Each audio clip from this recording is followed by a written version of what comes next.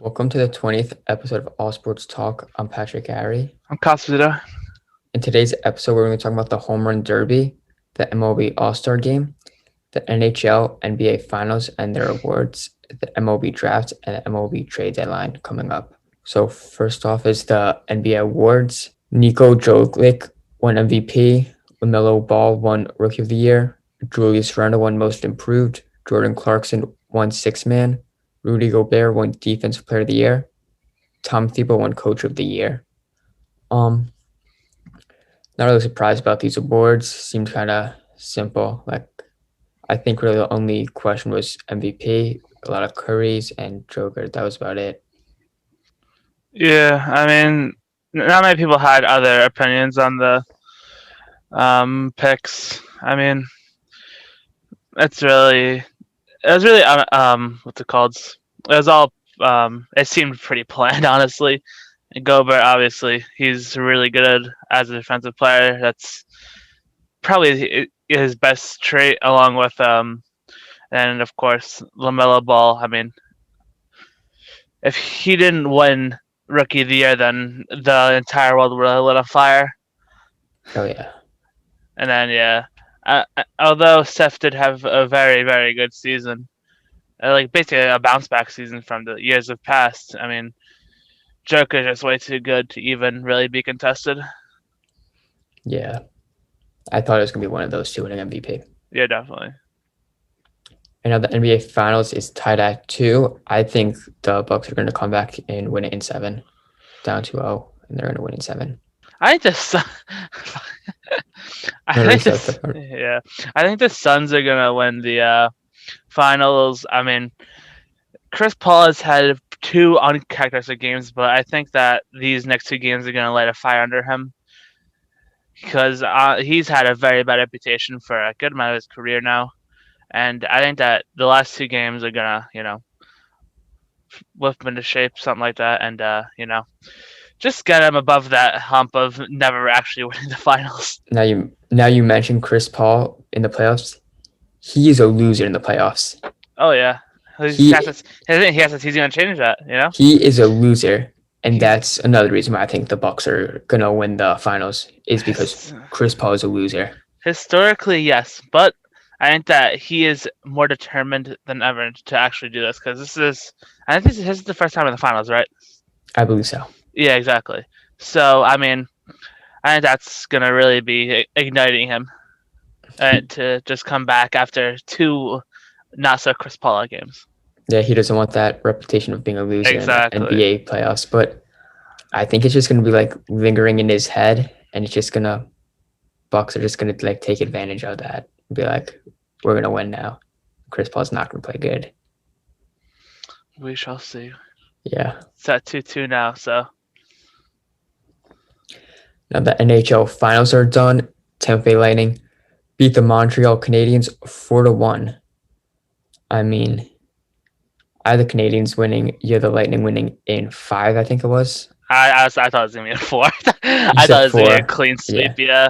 You said 4. So it might as well have been, dude. That one game at Montreal one, that was an insane game. I actually watched that entire game at work. That went to double overtime, I believe. Yeah, I believe it might have. I think it definitely was an overtime. It was definitely an overtime. I'm not sure if it was overtime though. Either way, that game was insane to watch. Yeah. I mean, Lightning back-to-back champs. Can they go for the 3-peat? I'm not sure, but a lot of people are clowning on the Lightning because they're $18 million over the salary cap. Which there's no luxury tax in the NHL really. I don't think. There's not a system like MLB, right? So a lot of people is really mad about the Lightning doing that. I mean, they have the Stanley Cup. Yeah. So you got there. So yeah, they bent the rules, but they still won. Yeah. They definitely did bend the rules. I don't know much about the whole rules or anything like that, but definitely bending the rules a fair amount. Okay, now we have the NHL awards. MVP going to Connor McDavid. Best defenseman, Adam Fox. Yeah. Best goaltender, Marc-Andre Fleury. Best outstanding player, Connor McDavid. Rookie of the Year, Karel Kaporosky, Coach of the Year, Rod Brindamore, Best Defensive Forward, Alexander Barkov, Most Gentlemanly Player, Jacob Slavin, General Manager of the Year, Lou Lamorella. All right. So, I mean, I'm not really surprised about any of the awards. Connor McDavid is probably the best player in hockey, like currently. Yeah, right now, yeah. I know like Ovechkin and Crosby were, but I think like it's Connor McDavid now. I'm not really Yeah, for surprised now. about. Yeah, I'm not really surprised about any of the awards. I mean, yeah, it was pretty. It was basically just destiny for all of them to get. I mean, all right. So Adam Fox. I mean, he was. I was happy. I was really happy to see him win it. That's first off. I mean, I'm a Rangers fan, so I mean, that's great to see. Connor McDavid's on another level. I mean, no one's really gonna be touching him the next few years. I don't think.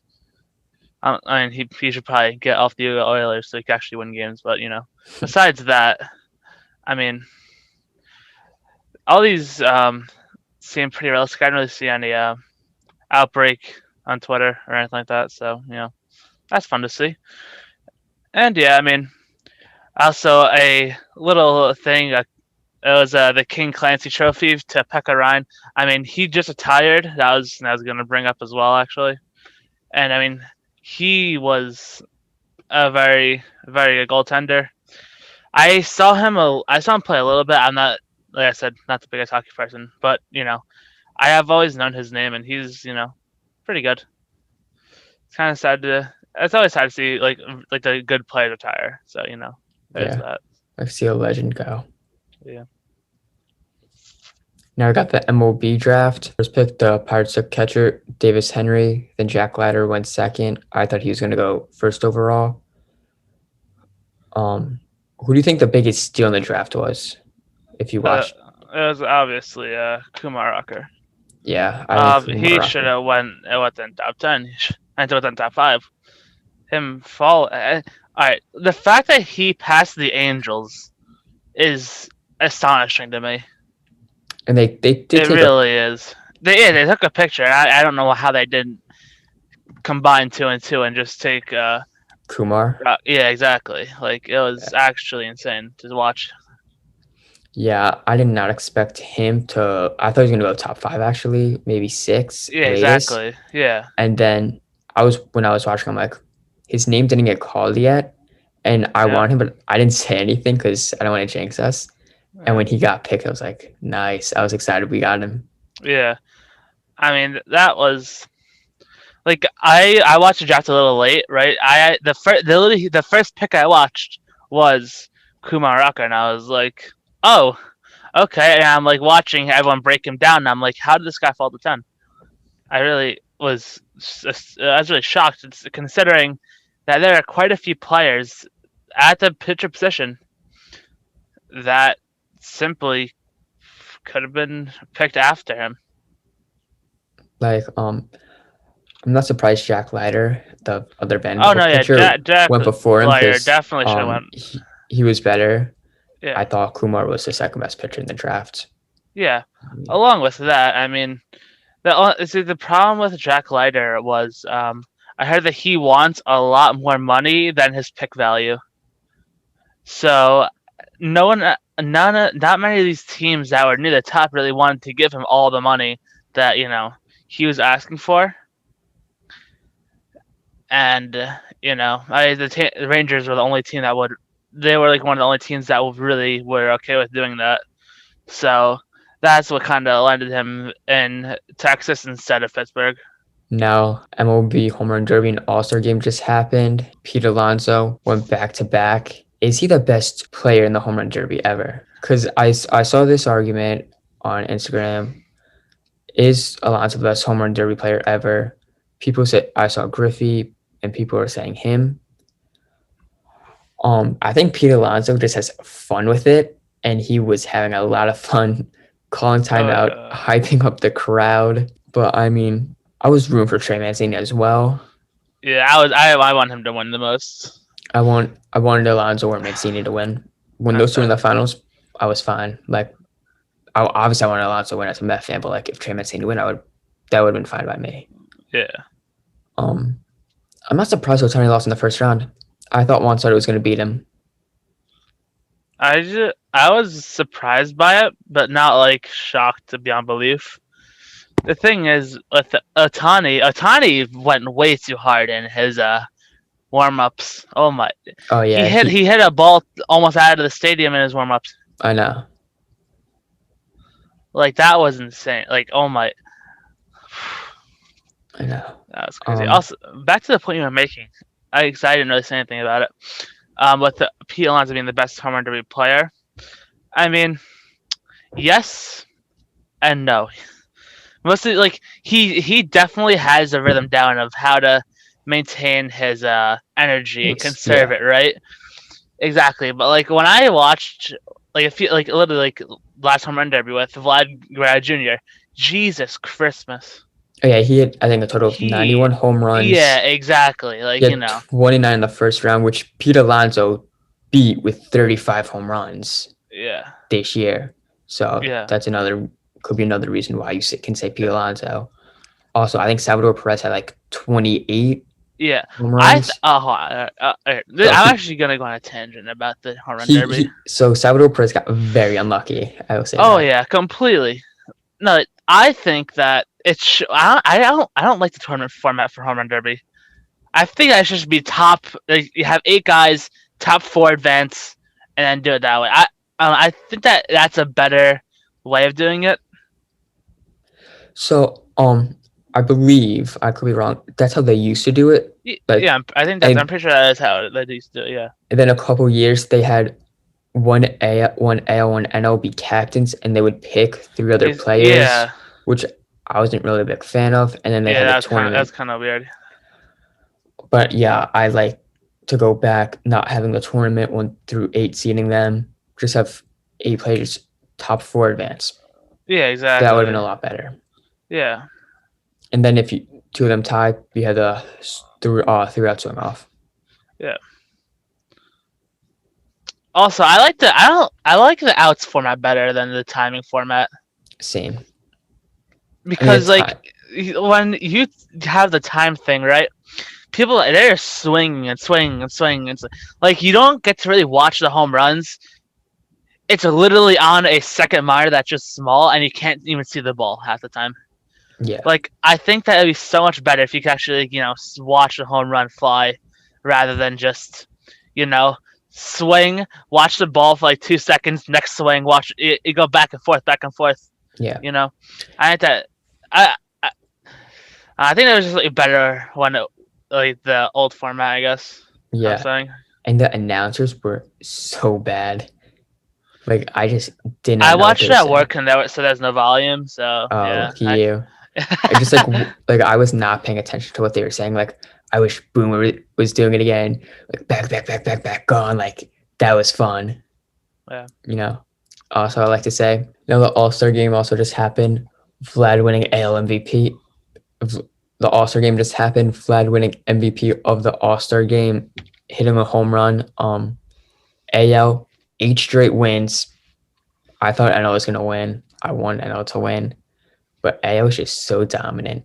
Yeah, exactly. The American League is just too good. That's what it comes down to. Too bad the All-Star game doesn't mean anything anymore. Exactly. No. I wish it did. Yeah, same. Like honestly, it's stupid that it meant something, but at the same time, I'd like it to mean something. It's better than it means something. Like exactly. Yeah. Home field in the home field during playoffs. I mean, during the World Series, that's so much better. Yeah. But then they saw the American League win like 7 straight times, and like, okay, this has to stop. Yeah. Yeah. AL just kept dominating, Yeah, I remember the AL used to win every single time, like flawlessly almost. They do win every single time. I know, but like it used it's always been like that way. That's the thing. Yeah. So the National League team was always at a natural disadvantage every single year, no matter what. Like I understand why they did it. It's just like I wish that there was a way around this. Yeah. Because like it meaning nothing is kind of sad. Also, back to home run derby real quick. Pete Alonso has made more money off not All-Star games, off of what's it called? Winning the home run derby. winning the home run derby, yeah, than at his actual contract, which is actually insane. I know. I know. Oh my god, I Yeah. cannot believe that. Yeah. That's like one of the more insane stats I've ever seen. Yeah. It was not fun. As a Met fan, he'll get paid Yeah. soon. He'll get paid. Yeah. The MLB trade deadline is coming up soon. I just saw Jack Peterson getting traded to the Atlanta Braves for prospect. Yeah. I'm not surprised Atlanta was going out for an outfielder. I was assuming they were going to try and get Joey Gallo from the Texas Rangers. I assume him to be getting traded soon. I also saw during the All Star game, Trevor Story is getting traded to either Mets or Yankees by July 31st. Wait, hold on. So the Mets decided to sign an all-star shortstop, and Okay. now, wait a minute. Why the hell don't Francisco Lindor and Trevor Story? I believe Trevor Story will be the third baseman for the Mets if we do get him. Lindor will be at shortstop, which I don't like because we have two third basemen coming up very soon, and Brett Batty, who's just in the Future Stars game, Yeah. and also Mark Vientos, who is doing very good in the minor leagues. If we do get Trevor Story, I would probably assume Ronnie Masario, another top shortstop of ours, will be in the trade, Definitely, yeah. which I don't like because we could try to put him at second base, even though McNeil's there for now. Maybe try him in center field. I know we did that with Ahmad Rosario. That didn't pan out well, but I would like to keep Marsario. Now, if the Yankees try to get Trevor Story, which I think they should be doing, I assume Gleyber Torres will be in the Get trade. Gleyber the fuck off. I will happily get him right to Colorado. I also assume Clint Frazier and probably a couple other prospects will be part of the trade. Maybe Devi Garcia. I'm not sure about that one, but I could definitely see prospects from the New York Yankees and New York Mets going to Colorado for Trevor Story. Oh yeah, I think that if the Yankees were to do this, they'd basically have almost everyone on the table besides Jason Dominguez. And Jason Dominguez is like the one cannot touch piece. Besides that, I think it's pretty much fair game on most of their prospects. Oh yeah, I agree with that. Jason Dominguez should not be traded to No, for you definitely anybody. shouldn't. Yeah, He's going to be very good in the future. yeah, I also believe the Mets should not be trading Brett Batty, I said earlier, and Francisco Alvarez, the catcher who was also in the Future Stars game and hit a home run. We'd like to keep him as our catcher of the future. yeah. But what players do you see getting traded? From the Yankees. Just in general. Like you said before, Joey Gallo almost definitely getting traded. I hear him that he might go to the Yankees, which I really hate. I don't think that should happen. Along with, he also might go to the Padres. Those are the two teams that I've heard the most about. I honestly hate the idea of him going to the Yankees because he's a high strikeout percentage player, and the Yankees are a high strikeout percentage team, and he will not fix the holes that we need. Like, if the Yankees actually weren't terrible at hitting the ball, weren't striking out half the times they're at bat, I'd be completely fine with that, honestly. But the problem is the Yankees are having a really hard time not striking out, and Joey Gallo excels at striking out. Yeah, Joey Gallo does do that, striking out a lot, also hitting a lot of home runs, which the Yankees are known for. Exactly. That's why I don't think they should go for him. I do think they should go out and get contact. But Joey Gallo, though, I feel like he could definitely help out that lineup a lot with Aaron Judge, with Gary Sanchez, with Giancarlo Stanton, with Luke Voigt, because they're all power hitters. And now you add Joey Gallo. I think he's top 5 with home runs.